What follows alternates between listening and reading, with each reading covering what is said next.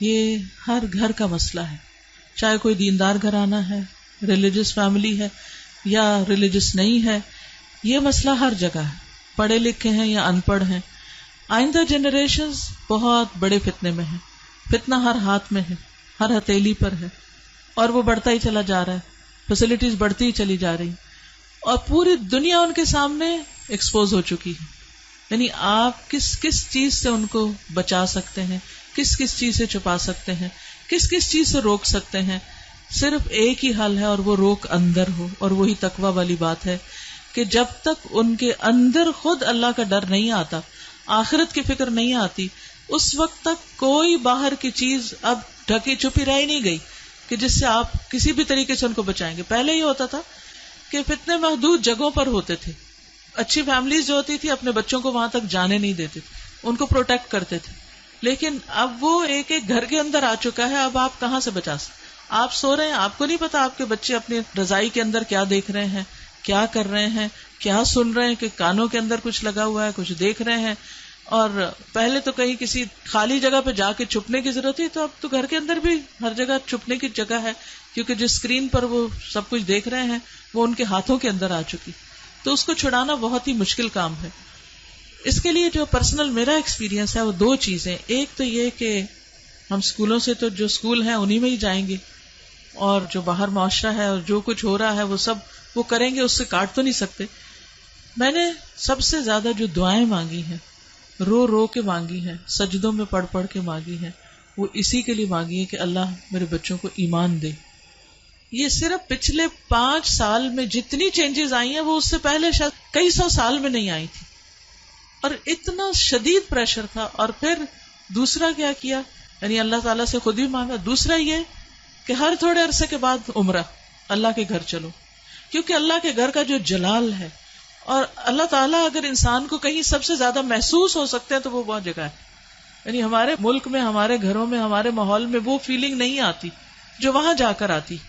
تو الحمدللہ ان عمروں نے، اللہ کے گھر کی زیارت نے دل کے اندر تھوڑی سی جگہ بنائی اللہ کو پہچاننے کی، کیونکہ جب تک اللہ کو بچے پہچانتے نہیں، اس کی عظمت کو محسوس نہیں کرتے، وہ اللہ سے ڈر نہیں سکتے، اور اللہ کا حیا اور اللہ کا خوف دل میں نہیں آ سکتا، وہ تقویٰ نہیں آتا دل میں۔ تو اس سے یہ ہے کہ وہ ایسی جگہ ہے جہاں اللہ ماشاءاللہ سب کو جا کر یقین ضرور آتا کہ کوئی ہے ایک جس نے یہ سب کچھ بنایا۔ پھر اس کے بعد یہ ہے کہ قرآن کا علم، میں نے جسے کہتے ہیں کہ سب سے زیادہ تکلیف دہ مرحلہ گزارا کہ جب میں نے اپنے بیٹے کو قرآن پڑھایا۔ بیٹیوں کو پڑھانا مشکل نہیں تھا، کیونکہ کلاسز ہو رہی ہیں، وہ آ کے بیٹھ رہی ہیں، سن رہی ہیں، اچھی دوستیں مل گئی ہیں، اچھا ماحول مل گیا، کوئی مسئلہ نہیں۔ تھوڑا بہت شروع میں ہوا کہ ان کو اس طرف لانے میں، لیکن جب آ گئے تو پھر ذمہ داری ختم۔ لیکن بیٹے کے لیے نہ کوئی ماحول تھا اور نہ ہی کوئی ایسی چیز تھی، تو پھر میں نے یہ ٹھان لی کہ کچھ بھی ہو مجھے اس کو پڑھانا ہے۔ وہ ایج ایسی تھی کہ جس میں کچھ نہ کچھ وہ سننے کے قابل تھا، ورنہ وہ ایج بھی گزر جاتی ہے تو پھر بچے وہ اتنا بھی نہیں سنتے۔ اور میں نے اپنی ساری مصروفیات کو سیکنڈری کر کے، حالانکہ میں انتہا درجے کی مصروف، گھر کی بھی ذمہ داریاں، باہر کی بھی، لیکن میں نے اس کو اپنی پرائرٹی نمبر 1 سمجھا کہ یہی بات جنہوں نے کی ہے کہ جب وہ مر جائیں گے تو پھر ان کا کیا بنے گا، یعنی ہمارے مرنے کے بعد تو جو ہوگا سو ہوگا، ان کے مرنے کے بعد ان کی قبروں کا کیا حال ہوگا اور ان کی آخرت کا کیا ہوگا۔ تو اللہ سبحانہ وتعالیٰ نے قرآن مجید میں فرمایا قوا انفسکم واہلیکم نارا، اپنے آپ کو اور اپنے گھر والوں کو آگ سے بچاؤ۔ ایمان والوں کو خطاب ہے کہ اے ایمان والوں اپنے بچوں کو آگ سے بچاؤ۔ تو اگر ساری دنیا کو بچانے کی فکر کر رہے ہیں تو اپنے بچے کو کیسے نہیں بچائیں گے؟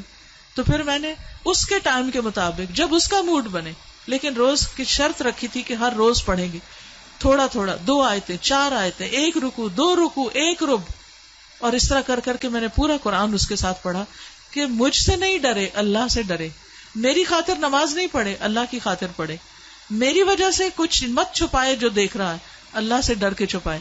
تو یہ کسی حد تک فائدہ مند ہوا۔ یہی ماؤں سے کہوں گی کہ ساری مصروفیات اپنی جگہ ہیں، لیکن بچے آپ کی پرائرٹی نمبر 1 ہونے چاہیے۔ ان کے لیے کھپ جائیں دعائیں مانگ مانگ کے بھی، اور اس کے ساتھ ساتھ ایک دفعہ کم از کم قرآن سے ضرور گزر جائیں، کیونکہ جب وہ قرآن سے گزر جائیں گے پھر ایٹ لیسٹ آپ کی رسپانسبلٹی نہیں رہے گی۔ اللہ ان کی سب خیر کرے، لیکن اگر خدا نہ خواستہ ان کے اندر کوئی بگاڑ آتا تو آپ کی پکڑ نہیں ہوگی، لیکن اگر آپ نے کوشش نہیں کی، محنت نہیں کی، تو آپ کی بھی ساتھ پکڑ ہے۔ صرف آپ کی نمازیں پھر کام نہیں آئیں گی. تو اس لیے ہم میں سے ہر ماں کو سنجیدہ ہونے کی ضرورت ہے.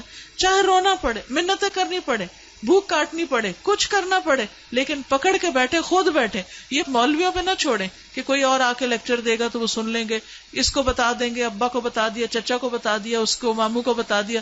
ٹھیک ہے وہ بھی کچھ ہیلپ کرتے ہیں، لیکن سب سے زیادہ آپ کو خود کرنا ہوگا، اور اس کے لیے آپ کو خود پڑھنا ہوگا، اس کے لیے آپ کو خود سیکھنا ہوگا.